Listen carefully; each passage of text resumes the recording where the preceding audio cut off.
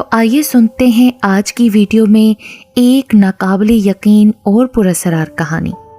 گرمی کے دن تھے، میں گرمی کے دنوں میں چھت پر سو جاتا تھا۔ رات میں چلنے والی ٹھنڈی ہوائیں مجھے فوراً نیند کی وادیوں میں پہنچا دیتی تھیں۔ صبح بیدار ہونے پر میں خود کو تر و تازہ محسوس کرتا تھا۔ گرمی ان دنوں عروج پر تھی۔ دن گرمی اور لو کے تھپیڑے حال سے بے حال کر دیتے تھے۔ میں روزانہ کی طرح شام کو ٹھنڈے پانی سے نہا لیتا تھا اور رات کے کھانے سے فراغت پا کر دوستوں میں چلا جاتا تھا۔ گاؤں میں نوجوانوں کے لیے یہی ایک تفریح تھی۔ شام میں کسی ہوٹل پر بیٹھ کر مختلف موضوعات پر بات چیت کر لی جائے۔ دن بھر کے واقعات کا تذکرہ، لطیفے، کہانیاں سناتے ہیں۔ سردیوں میں آگ جلا کر اس کے گرد بیٹھ جاتے ہیں۔ اگر کسی کے ساتھ مذاق کرنا ہو، اینٹ گرم کر کے رکھ دیتے ہیں۔ جب آنے والا دوست اس پر بیٹھتا تھا فوراً اٹھ جاتا۔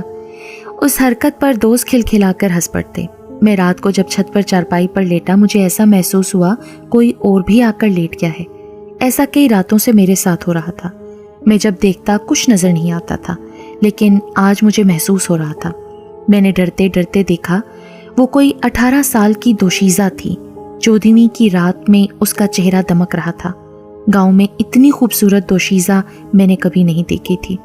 اسے اپنے اتنا قریب دیکھ کر میں حیرت زدہ رہ گیا۔ تم کون ہو؟ میں نے اس سے پوچھا۔ میں لڑکی ہوں، یہ تو مجھے معلوم ہے، پر تمہارا نام کیا ہے اور کہاں رہتی ہو؟ یہاں کیسے آ گئی ہو؟ تم نے تو ایک ساتھ کئی سوال کر لیے ہیں۔ میں باری باری ان سوالات کے جواب دیتی ہوں۔ میرا نام پریویش ہے۔ میں کہاں رہتی ہوں، اس کا جواب یہ ہے کہ وہ جو سامنے درخت ہے نا، اس پر ہمارا خاندان رہتا ہے۔ اب یہ بات سن کر تمہاری سمجھ میں آ جانی چاہیے کہ میں کہاں سے آئی ہوں۔ اس کا جواب سن کر مجھ پر کپ کپی طاری ہو گئی۔ میرے لیے یہ بات آسانی سے سمجھ میں آ گئی تھی کہ اس دوشیزہ کا تعلق جنات کے قبیلے سے ہے۔ اس درخت کے بارے میں گاؤں میں پہلے سے ہی مشہور تھا کہ یہ آسیبی درخت ہے۔ اس درخت کو کئی بار کاٹنے کی بھی کوشش کی گئی تھی، لیکن کامیابی نہ ہو سکی۔ جیسے ہی درخت پر کلہاڑی کا وار کیا جاتا تھا، درخت سے خون کی تیز دھار نکل پڑتی تھی۔ خون دیکھ کر درخت کاٹنے والا بری طرح خوفزدہ ہو جاتا تھا اور درخت کو چھوڑ کر بھاگ اٹھتا تھا۔ گاؤں کے ایک نوجوان جمن نے بھی اپنی پوری کوشش کی کہ اس درخت کو جڑ سے اکھاڑ پھینکا جائے۔ اس نے خون کی پرواہ نہ کرتے ہوئے کئی وار درخت پر کیے۔ چند وار درخت پر کرنے سے جمن کی عجیب حالت ہو گئی۔ وہ کلہاڑی پھینک کر پاگلوں کی طرح وہاں سے اپنے گھر کی طرف بھاگا۔ شام تک اس کو بخار آ گیا۔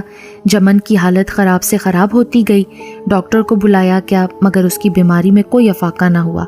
3 دن تک اس کی یہی حالت رہنے پر مولوی صاحب کو دم کرنے کو بلایا گیا۔ مولوی کرامت کے دم کرنے اور دم کیا پانی پلانے سے جمن کی حالت بہتر ہو گئی۔ صحت یاب ہونے پر اس نے درخت کاٹنے سے توبہ کر لی۔ جمن کی طبیعت خراب رہنے سے گاؤں والوں نے درخت کو بھی کاٹنے سے توبہ کر لی تھی۔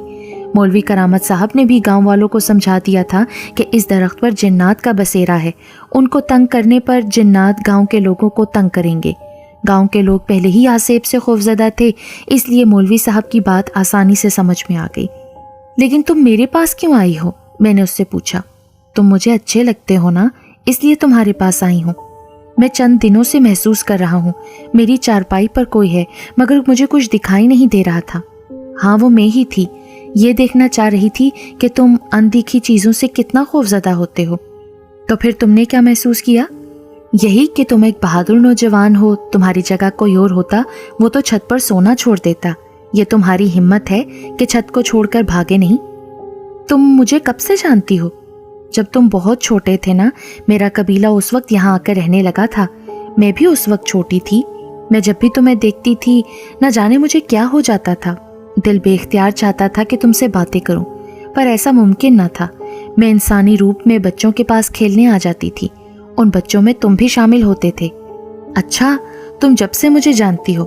ہاں، اب تم جوانی کی حدود کو چھو رہے ہو، اس لیے میں نے سوچا تم سے ملاقات کر کے اپنے بارے میں بتا دیا جائے۔ تمہارا قبیلہ مجھ سے ملنے پر اعتراض نہیں کرتا کیا؟ نہیں، اس معاملے میں ہم سب کو آزادی ہے۔ ہم کسی سے بھی ملاقات کریں، دوستی کر لیں، قبیلہ کچھ نہیں کہے گا۔ ہاں، البتہ کوئی ہمیں نقصان پہنچانا چاہے یا ہمارے قبیلے کو اس درخت سے بے دخل کرنا چاہے، پھر پورا قبیلہ ان لوگوں کے خلاف ہو جائے گا اور پھر انہیں نقصان بھی پہنچائے گا۔ وہ جمن کے واقعے کے بعد لوگ درخت کو کاٹنے کو بھول چکے ہیں۔ मैंने उसको बताया। तुम्हें याद है कि एक बार तुम दरिया में डूब गए थे, फिर दरिया के किनारे लोगों को मिले थे? हाँ, ये मेरे बचपन का वाकया है। मैं अपने दोस्तों के साथ दरिया की सैर को गया था। अचानक मेरा पाँव पानी के अंदर चला गया। मैंने खुद को संभालने की कोशिश की, लेकिन दरिया में डूबता चला गया। मैंने खूब हाथ पैर मारे, मगर कामयाबी ना मिली। पेट में पानी भर गया था। बेहोश होने पर मुझे फिर कुछ होश ना रहा। क्या तुम जानते हो तुम्हें दरिया से बाहर निकाल कर किसने फेंका था? मैं बेहोश हो गया था, इसलिए कुछ पता नहीं चल सका। वो मैं ही थी। मैंने तुम्हें पानी से निकाल कर बाहर फेंका था, वरना तुम पानी की तह में चले जाते और गोताखोर जब तक तुम तक पहुंचते तुम मर चुके होते। वो बिल्कुल ठीक बता रही थी। मेरे घर और दीगर लोग इस बात पर हैरान थे कि पानी की तह में जाने पर मैं कैसे बाहर आ गया।